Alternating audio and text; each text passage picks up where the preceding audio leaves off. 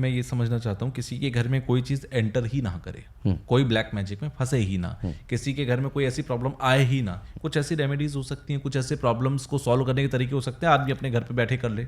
बिल्कुल हो सकते हैं, लेकिन एक कंसेप्चुअल यहाँ पे ये बताना चाहूँगा कि 100% प्रोटेक्शन नहीं मिलता।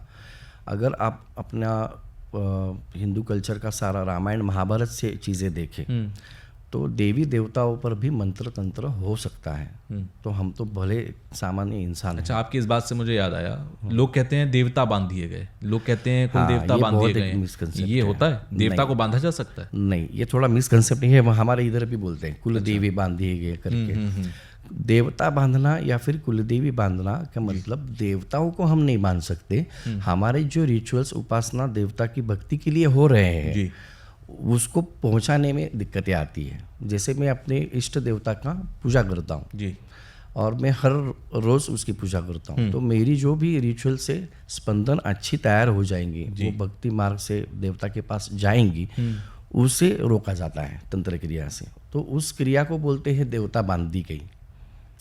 मतलब जो जैसे मैं हनुमान जी का कर रहा हूँ जी, लेकिन हनुमान जी के फ्रीक्वेंसी में वो मेरा जा ही नहीं रहा है उस तंत्र क्रिया की वजह से, इस टाइप को बोलते हैं तंत्र क्रिया। अदरवाइज हम देवी देवताओं को थोड़ी बांध सकते हैं।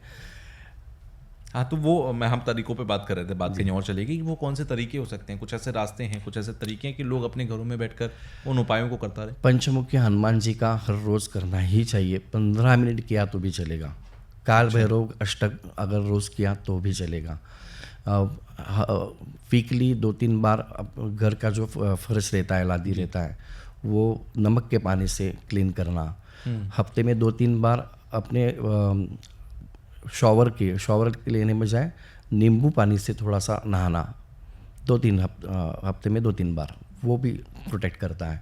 लेकिन यही है कि 100% प्रोटेक्शन नहीं हो सकता, क्योंकि तंत्र क्रिया को तंत्र क्रिया से ही काटा जा सकता है।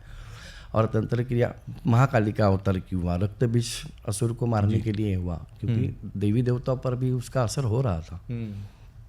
तो 100% प्रोटेक्शन करने के लिए आप पंचमुखी हनुमान डेली करना चाहिए, तो धीरे धीरे हनुमान जी की फ्रीक्वेंसी। कुछ लोग कहते हैं पंचमुखी हनुमान जी की तस्वीर को आप अपने घर के दरवाजे के बाहर लगा लीजिए, कोई भी नेगेटिव एनर्जी नहीं आएगी। नहीं, ये मिथ बोलूँगा मैं, क्योंकि कोई ऐसी नेगेटिव एनर्जी एक फ़ोटो देख के न आए, इसलिए उस फोटो में उस एनर्जी का चैतन्य होना चाहिए जी। हम एक जस्ट स्टिकर लगा रहे हैं, उसमें हनुमान जी की चैतन्य नहीं है। तो मंदिर में भी भूत प्रेत बहुत रहते हैं, इसलिए ऐसा सिर्फ स्टिकर लगाने से नहीं होगा। यानी कि जो लोग अपने घरों के बाहर भगवान की तस्वीर या कोई नजरबट्टू लगाकर ये सोच रहे हैं घर सेफ है, वो घर सेफ नहीं है। बिल्कुल सेफ नहीं है, उससे कुछ प्रोटेक्शन नहीं मिलता, मिथ है टोटली। और ये जो नींबू मिर्च लटकाते हैं उसका, उससे भी मिथ है, कंप्लीटली मिथ है। उससे भी कुछ नहीं होता? नहीं होता, बिल्कुल नहीं होता, क्योंकि तंत्र क्रिया का है ही वैसा, इफेक्ट ही वैसा है।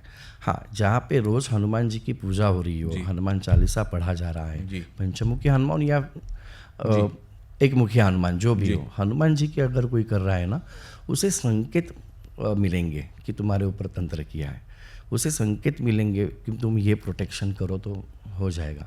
तो ईश्वरी शक्तियाँ ना हमें संकेत देती है, जिसकी जितनी उपासना रेगुलर हो, डेली हो, एक अच्छी बैठक हो, वो वही देवता हमें यहाँ से बाहर निकालने के लिए पूरे क्लियर संकेत देती है। सपने में आके देती है, किसी के माध्यम से आके देती है, कोई भी रास्ता निकालती है, लेकिन आपको संकेत देती है। इसलिए डेली उपासना होना ही बहुत इंपॉर्टेंट है। आपको आपके जो गुरु महाराज का आशीर्वाद है, आपको सपनों में कभी गाइडेंस मिली? क्योंकि सपने जो है वो हमेशा से लोगों के लिए क्यूरियोसिटी रही है कि ये हकीकत होते हैं कि नहीं होते हैं। करेक्ट है। इसमें ये काफ़ी बड़ा सब्जेक्ट है कि सपना होता क्या है। हमारे सबकॉन्शियस माइंड के जो भी अंदर से विषय चल रहे हैं वही हम दिखते हैं। तो हम मराठी में हमारी एक कहावत है, मनी वसे ते स्वप्नी दिसे, मतलब मन में जो चल रहा है वही सपने में दिखेगा। तो that kind of dreams are you can ignore, वो आते ही रहते हैं, वो किसी किसी भी आएंगे। लेकिन ईश्वरी शक्ति के जो संकेत दृष्टांत आते हैं, वो शक्ति इतना ख्याल रखती है कि उनका जो मैसेज वो देना चाहते हैं वो आपको पूरा क्लियर पहुंचे। ओके। तो वो मिलते हैं संकेत, वो गाइडेंस मिलता है, दृष्टांत मिलता है। महाराष्ट्र, पुणे, मुंबई या नॉर्थ में काफ़ी सारे लोगों को ये अनुभव आ चुका है, आते हैं कि सपनों से हकीकत में बदली जाती है। मैं और एक बात बताना चाहूँगा, जैसा लोग जानते हैं तंत्र के लिए कामाख्या या मायुंग सिटी या फिर बंगाल में काली माँ का, वैसे महाराष्ट्र में कोकण नाम का एक बहुत बड़ा एरिया है। मतलब क्या, एक छोटे छोटे गांव रहते हैं और जो बीच के साइड में है, समुंदर के साइड में है। तो पनवेल मुंबई से शुरू होता है, पनवेल अलीबाग से शुरू होता है तो गोवा तक जी। तो वहाँ पे बहुत अलग अलग कल्चर ऐसे सामने है, मतलब दिखाई देते हैं कि बहुत सारे लोगों को ये चीज़ें घर में ही करनी आती है। अच्छा। बहुत परंपराओं से अलग अलग देवताओं के नाम से, एक जयंती देवी करके, एक वेताड़ करके है जो पिशाचों का हेड बताया जाता है। अच्छा। लेकिन एक्चुअली वो रक्षण करता है, मतलब वो प्रोटेक्शन करने वाली देवता है। तो वहाँ पे अलग अलग कल्चर के ऐसे रिचुअल। तो कोकण में चेड़ा नाम की एक चीज़ बहुत खतरनाक चीज़ फेमस है। वो एक पत्थर टाइप रहता है, उसे ऑरेंज कलर का सिंदूर वगैरह लगा के उसे तंत्र मंत्र करके और किसी के नाम से वो कहीं पे रख दिया तो वो आदमी पूरा विध्वंसन तक ही जाएगा। अच्छा। तो चेड़ा निकालना, मतलब वहाँ के इसमें बोली लैंग्वेज में है कि चेड़ा मेरे ऊपर छोड़ा है, मेरे ऊपर चेड़ा छोड़ा है, ऐसे लोग बोलते हैं। तो कोई निकालेगा क्या? सबसे डीप तंत्र किया हुआ है, बहुत डीप तंत्र। और चेड़ा जो टाइप है वो एक टाइप का डेमोनिक अटैक ही है। It's a lower form of demon हम कहते हैं, लेकिन खतरनाक एंटिटी है। मतलब वो निकालने जाए तो बहुत अटैक हम पर भी कर सकते हैं। अच्छा। तो ये चीज़ें कोकण में बहुत सालों से, परंपराओं से, मतलब बहुत लोगों को वो घर से इजी करना आता है। ये एक चीज़ है कोकण में। अच्छा, कोकण के अंदर लोग घरों के अंदर इस तरीके की चीजें करते रहते हैं। अच्छा, गुरु के उससे आपको सारी चीजें मिली, सारी सिद्धियां मिली, सारी शक्तियां मिली। गुरु शिष्य परंपरा तो सनातन धर्म का वैसे भी एक बहुत लंबा इतिहास है और एक बड़ा कॉन्सेप्ट है। बिल्कुल। इसके बारे में आप क्या सोचते हो? गुरु शिष्य परंपरा बहुत इम्पोर्टेंट है। कोई भी विद्या, कोई भी साधना गुरु के बिना सक्सेस नहीं होती। इनफैक्ट तंत्र साधना बहुत घातक है अगर बिना गुरु कर रहे हैं तो।